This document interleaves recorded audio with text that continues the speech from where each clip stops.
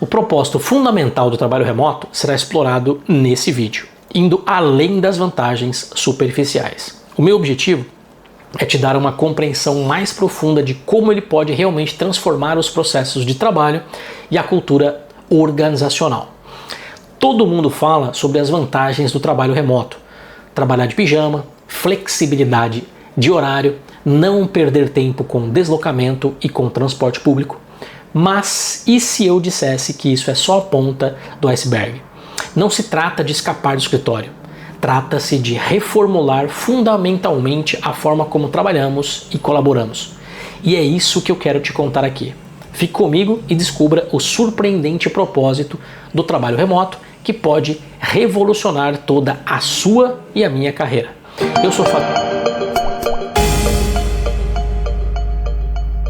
Eu sou Fábio Cruz e ficarei com você até o final desse vídeo.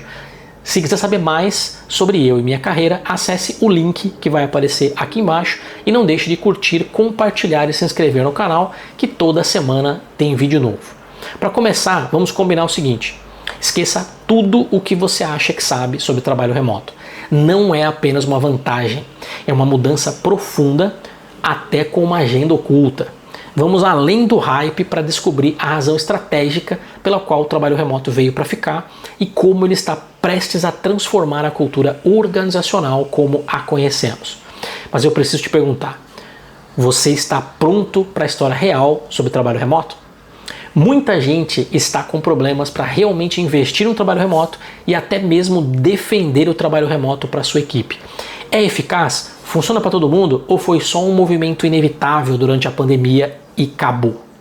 Se você tem essas perguntas na cabeça, na verdade, você provavelmente não está entendendo o objetivo principal do trabalho remoto e da mudança que ele pode gerar.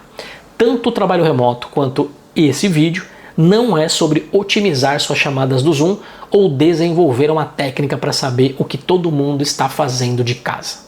É sobre entender o propósito fundamental do trabalho remoto para liberar seu verdadeiro poder. No fundo, o que precisamos é aprender a transformar nossos processos de trabalho e cultivar uma cultura verdadeiramente adaptável, começando o mais cedo possível, de preferência hoje mesmo. Então vamos além dos jargões e vamos desvendar o verdadeiro valor do trabalho remoto. Se desconsiderarmos a flexibilidade e a economia no deslocamento, qual é a mudança fundamental? Se desafiarmos o hype inicial versus a vantagem estratégica de longo prazo, o que ganhamos no futuro?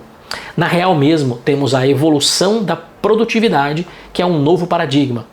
E esse é um dos grandes problemas que precisam ser entendidos e tratados corretamente, porque muitos gestores e líderes não estão maduros o suficiente para tratar a produtividade como ela deve ser tratada.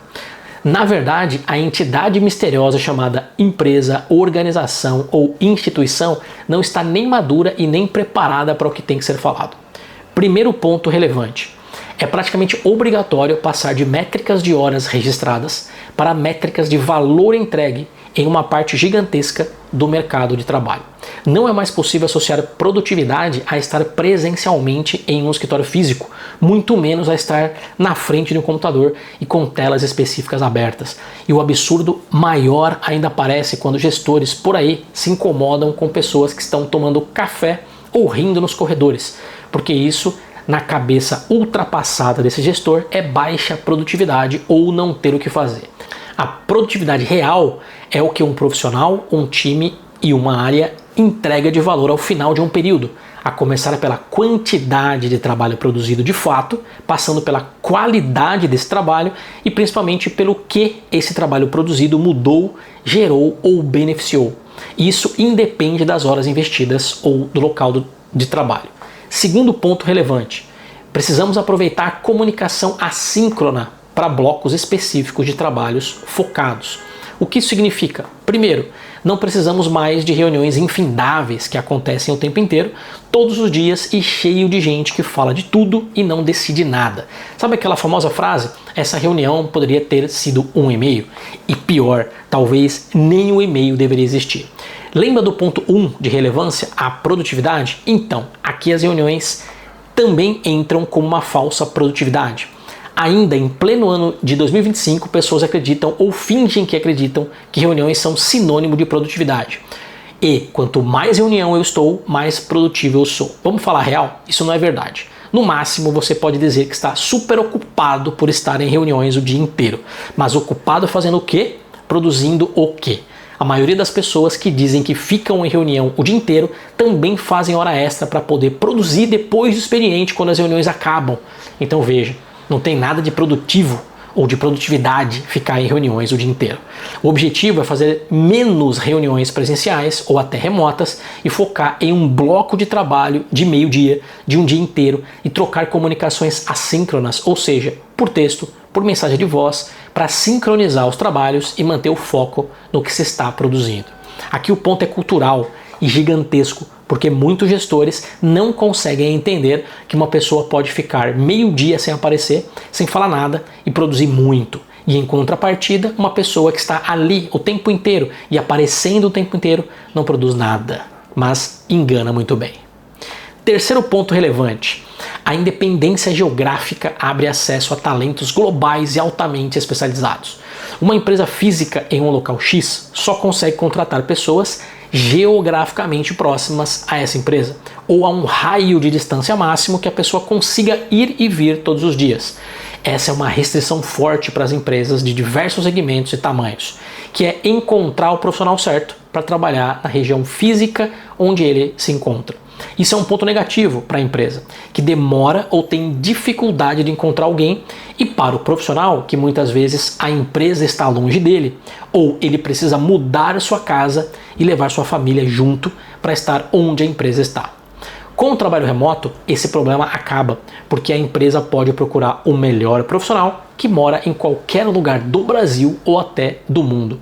E muitas vezes economizando ainda, pois não é preciso pagar a mais para uma mudança do profissional ou devido ao custo mais alto nas grandes cidades. Para quem gosta de sustentabilidade e desenvolvimento econômico, ainda tem um ponto interessante, que é o de não sobrecarregar ainda mais as grandes cidades e metrópoles, e o trabalho remoto permite o crescimento de cidades ou regiões menores. Aqui em Floripa mesmo, antes da pandemia, algumas praias eram pouco desenvolvidas e só tinham vida intensa no verão, porque quase ninguém morava lá de fato, porque não tinha um trabalho por lá para todo mundo. Então a aglomeração ficava só na região central. Com a pandemia e o trabalho remoto, muitas pessoas saíram da região central e foram para praias, como Ingleses, por exemplo, que se desenvolveu muito nos últimos anos e tem vida agora o ano inteiro, inclusive com novos negócios que se desenvolveram por lá e ajudam a desenvolver um mercado de trabalho novo na região para os que ainda dependem do presencial, como comércio, restaurante, lanchonetes e bares. Quarto ponto relevante. Passou da hora de promover uma cultura de confiança e autonomia. É preciso construir segurança psicológica e fortalecer a autogestão em equipes distribuídas. É claro que esse ponto de autogestão tem relação com maturidade, e quanto maior for a maturidade dos profissionais, maior será a maturidade do time e, como consequência, da organização.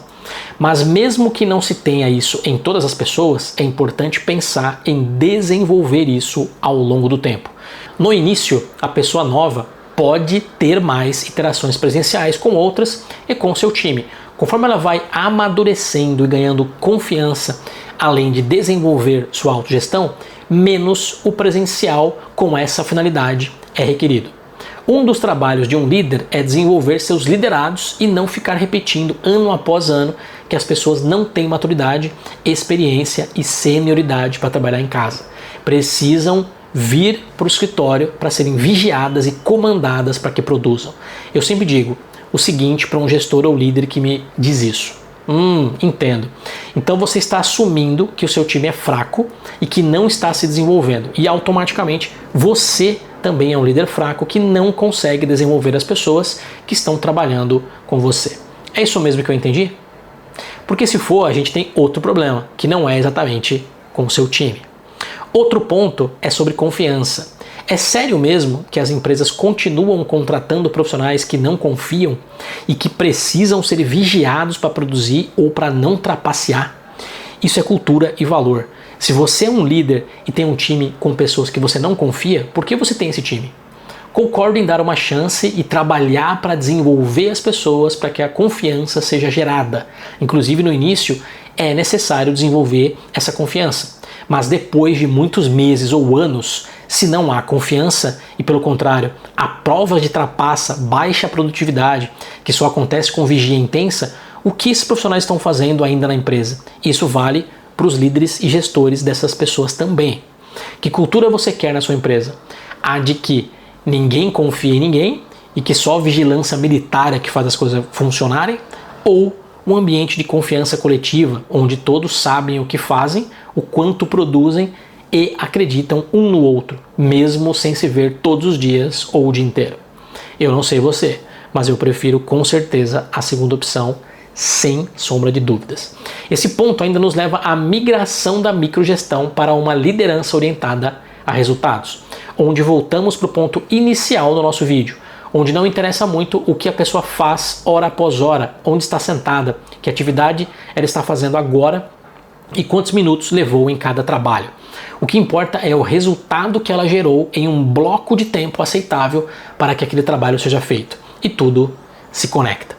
Quanto mais maturidade a pessoa tem, quanto mais ela desenvolve a autogestão, menos ela precisa de microgestão e mais o gestor se libera para fazer trabalhos táticos e estratégicos para a sua organização. Poxa, Fábio, mas o trabalho remoto sendo tão bom assim, todo mundo irá ficar em casa. Como a gente faz com o isolamento e a falta de pertencimento? Esse é um ponto muito importante, porque precisamos cultivar conexões virtuais intencionais para prevenir o isolamento e promover o pertencimento. Então é preciso combinar e planejar alguns rituais rápidos e constantes para promover essas conexões e esse pertencimento. E de tempos em tempos promover um encontro físico com as pessoas que estão distantes. Na Reflex mesmo a gente faz isso. Somos todos remotos, ninguém trabalha junto em um escritório físico, exceto quem vai para um cliente que precisa do trabalho presencial por lá, e de tempos em tempos a gente procura se encontrar. Tem equipes que se reúnem praticamente todos os meses, pelo menos uma vez. E em relação à empresa inteira, pretendemos ter encontros trimestrais com 100% da empresa para essa finalidade de conexão e pertencimento. E sem extremismo também. Não é só o trabalho remoto que funciona, pelo contrário, o presencial e o híbrido funcionam também. Então o ideal é ter o equilíbrio e entender as necessidades da empresa, dos profissionais e mesclar isso. O que não vale é sentimento raso e vontade barata de ir só para um lado. E com isso chegamos ao quinto ponto relevante, que é a inovação estratégica por meio de redes distribuídas. Um ganho sensacional que o trabalho remoto pode proporcionar é o fato de como equipes remotas diversificadas podem despertar criatividade e resolução de problemas inesperados.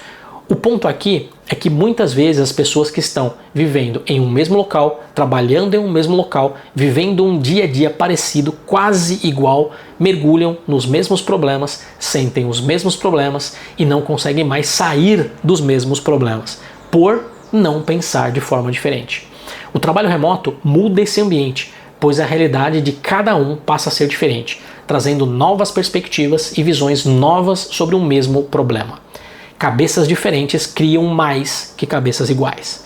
Desse modo, é possível acelerar a iteração e a adaptação em um mercado em rápida transformação, aumentando a vantagem competitiva de uma força de trabalho verdadeiramente global e que consegue ser mais ágil por conta de uma rede distribuída que permite mais inclusão e mais diversidade. E o último e sexto ponto relevante, para terminar, é que o futuro é fluido e nos remete à adoção de uma transformação perpétua, ou seja, mudar e transformar nunca termina, não se chega ao ponto ideal. Quando estamos chegando perto do ideal, o ideal corre de nós e fica um pouco mais à nossa frente. O trabalho remoto pode ser como um catalisador para uma reformulação organizacional contínua, pois provoca uma nova forma de medir produtividade e resultado, obriga que um novo formato de comunicação seja instituído, permite a independência geográfica, abrindo possibilidades de contratações especializadas, promove uma maior confiança e autogestão de pessoas e times, e melhora a inovação através de redes distribuídas. Isso sem falar dos ganhos falados como jargões, que eu nem mencionei aqui, como flexibilidade, economia de deslocamento, qualidade de vida. Tudo isso colabora e vai ao encontro de se antecipar e se adaptar a tecnologias e modelos de trabalho emergentes, e tendo como consequência a capacitação de indivíduos e organizações para prosperar em um cenário profissional em constante evolução. E aí, você concorda comigo? Tem outros pontos positivos ou negativos para complementar? Então, coloca aqui nos comentários que a gente continua essa conversa. E claro, se você chegou até aqui, não deixe de curtir e compartilhar esse vídeo, vai nos ajudar muito a continuar criando esse tipo de conteúdo. Valeu, fica com Deus e até o próximo vídeo.